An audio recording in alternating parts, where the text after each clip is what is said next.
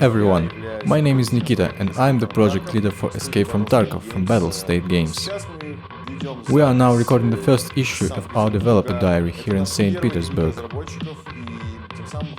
With it, we would like to start a whole series of such videos, telling you more about Escape from Tarkov, various interesting features and how the development is going, and introducing you to the developers who work on it.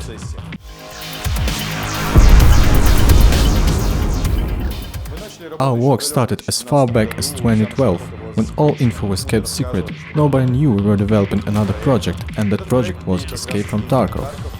It is set in the universe of Russia 2028, and all of our ideas that we've used so far or going to use, including a well-known online shooter Contract Wars, they all belong to the same universe of Russia 2012. By the way, it was Contract Wars that gave us everything we needed: experience, people, resources and various other bonuses. Reaping benefits from a project like this, we decided to make something serious, something distinctive, something that will become the dawn of a new age for the genre, something to be proud of. My name is Alexei, I'm a reserve officer and co-author of Russia 2028 Universe, as well as writer, game designer and military advisor.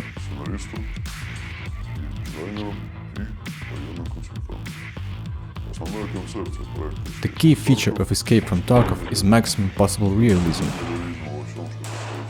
To achieve this realism in everything related to military actions in the game, we use real weapons and combat experience.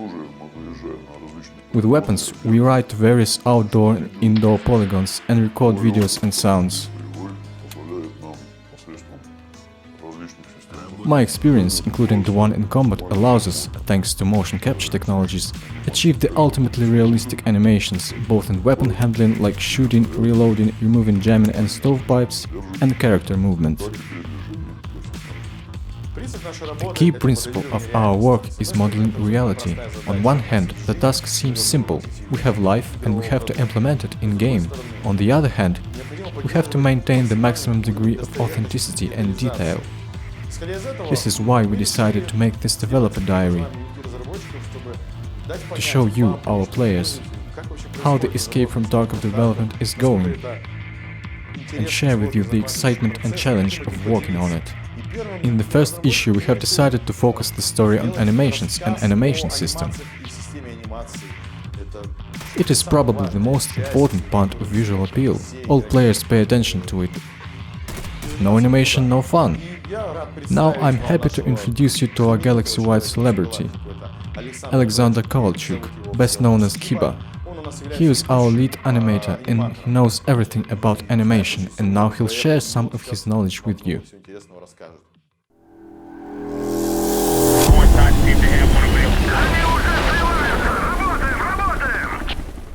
I've made it into the team 3 years ago, literally just walked in from the street without any game development experience whatsoever, and filled the position of apprentice 3D modeler. Half a year and several roughly modeled weapons later, guys on the team suggested me to try animating the weapons. Of course, if you look at the first gun I tampered with, it's gonna make me cry. However, 100 guns later, both of my own and fixed after my predecessors, there are some things to be proud of. I've come up with plenty of ideas and features I'd like to introduce, and Escape from Tarkov is the perfect playground for this. It's a real paradise for any weapon enthusiast. Me and my colleagues are facing a real chance of setting a new bar for weapon implementation in games. Our goal is maximum realism in weapon handling. Naturally, we've got to have some props close at hand, of all possible kinds, from toy guns to real military training hardware. And since it's meant for training, we are free to wear it out with no load work to our heart's content right in the office. We have to understand how to bring the mag to the base, how to release the slide stop quickly, and how much force to apply to do it. You have to know your tools in and out to understand what it can do and what is just plain impossible. The traditional approach to animations and shooters was unacceptable. We had to build a whole system which would cover all possible aspects of weapon handling. Talking about other shooters generally, every weapon has 4 or 5 animations: pull it out, shoot, reload, full or not, and if we're lucky, an idle animation. In our case, however, the very same weapon will need 10 times more animations, with all of them divided into segments and adjusted appropriately for smooth transition of one into another in numerous possible combinations. Moreover, all of them should run smoothly, sharply and most importantly, not arbitrarily. Eventually, the system grew up to be what we have now. Briefly, just briefly, it's drawing weapon, zeroing, shooting, ejecting magazine, inserting magazine, fast drop of the magazine, ejecting the old mag with the new one in hand, releasing sight stop, if there is one, if there isn't and there is no cartridge in the chamber, cocking the receiver, removing misfired cartridge, removing jamming or stovepipes, switching fire mode controller, weapon idling, and a dozen more animations that are either absent in other games or made rather primitively. Let's move on to the development scene. What do we see first? Characters' legs, of course. Hooray! Seems like everybody wanted to see characters' legs. In our hands we have AK-74N without receiver cover. Well, since we're normal people, we'll put it back. Please note, all operations are animated. Thereon we notice the absence of a magazine. If you're an inexperienced AK-74 owner, you will do the following loading operations. Basics and classics. Let's now eject the magazine and try it again. Notice the cartridge remaining in chamber. Now let's imagine you're slightly more experienced owner.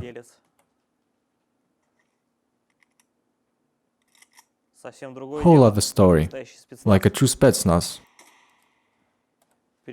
Switching to full auto.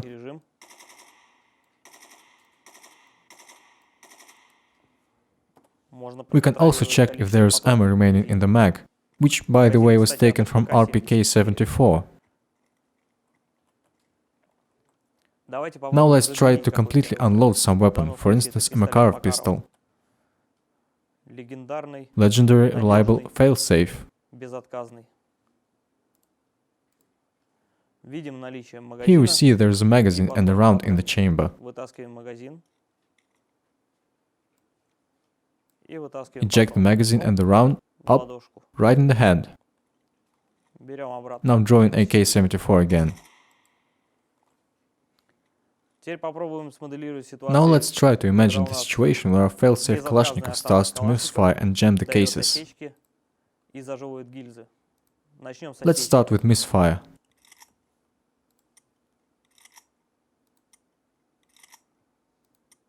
Please note, the whole cartridge is extracted. Now let's try an instance of jamming of extracted case.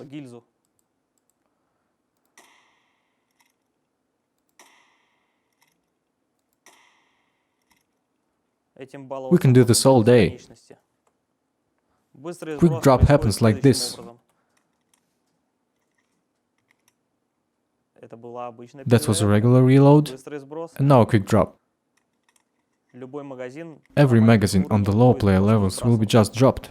If you have leveled up a bit, the loading will go like this. First we take our new magazine and insert it while holding the old one.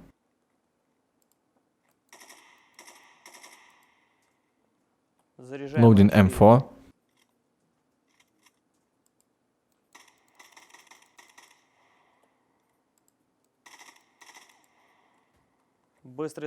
Quick magazine drop on M4 is classic.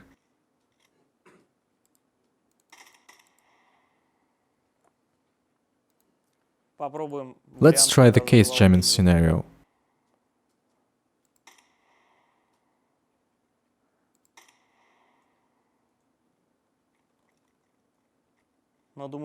Well, I think that's enough info for starters.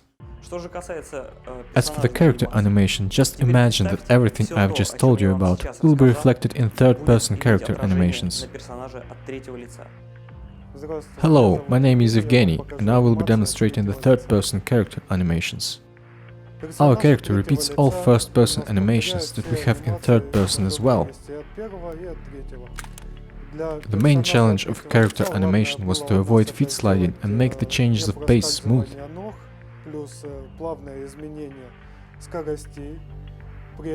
Let's hold Ctrl and scroll. The speed grows from minimum to maximum, from walking to running. Same thing happens to movement in all directions, right or left.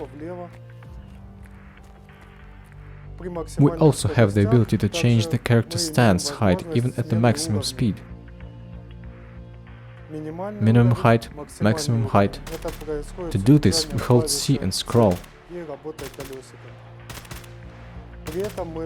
With all this, we do our best to avoid character sliding, overstepping or animation delays. Ноги его двигались всегда равномерно, и не было никаких переступов, никаких задержек с анимациями. Также у нас Also, we have a visual reflection of character aiming. Прицеливание персонажа. Это все сделано для того, чтобы We made this so player aiming at somebody from the side could easily understand where the opponent is looking and whether he can see the player or not. Видит ли он его или же нет. While working on the complex of various animations tasks, we decided that we need maximum control over it. We can't just make 800,000 animations for each of the possibly imaginable character actions. We need to make the character controllable. Hence, we decided we should, so to say, proceduralize all animations to maximum possible extent, make them as manageable by code as possible, so we could describe and show all situations that can happen to a player and immediately see the animated reaction to these influences. This enormous task have got many people working on it. And now I'd like to introduce Dima, one of the key specialists on this task. He will tell you in more detail what had to be done and what is the point of all this.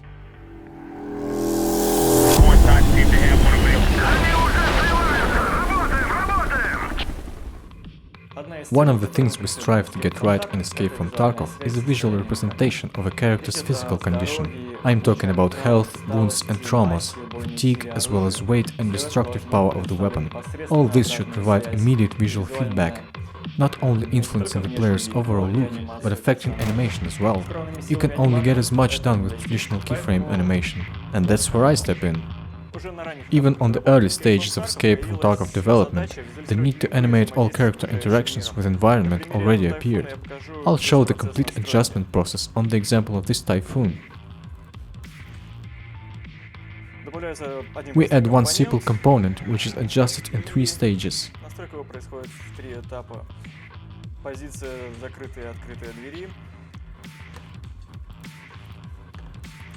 Positions of open and closed door, which I am setting now. Open rotation, closed rotation. Then we have to add the direction of character's look and a position for his hand.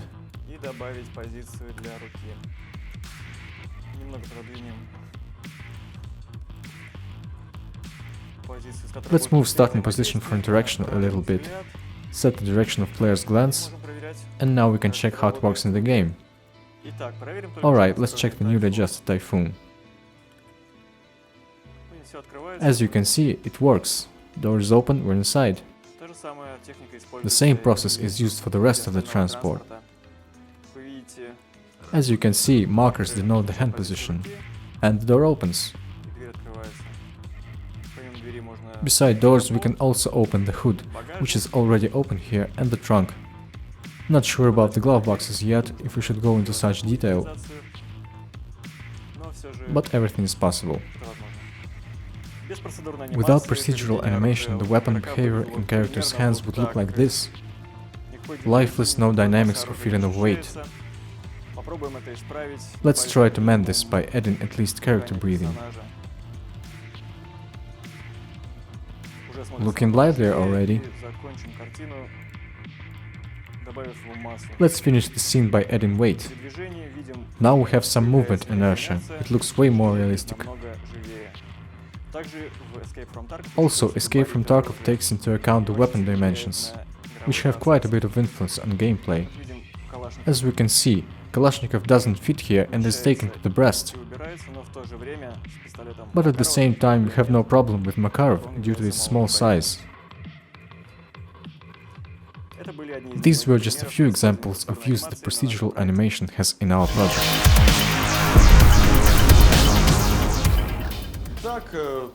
Well, our first issue is coming to its end. We hope you liked it and found something new and interesting in it. We are going to make the diary issues regular and dive into more development detail. Please subscribe to Battle State channel and visit escapefromtarkov.com. You can find a lot of interesting materials there, as well as the forum where you can discuss everything you have seen so far. Thank you for your time. Stay tuned.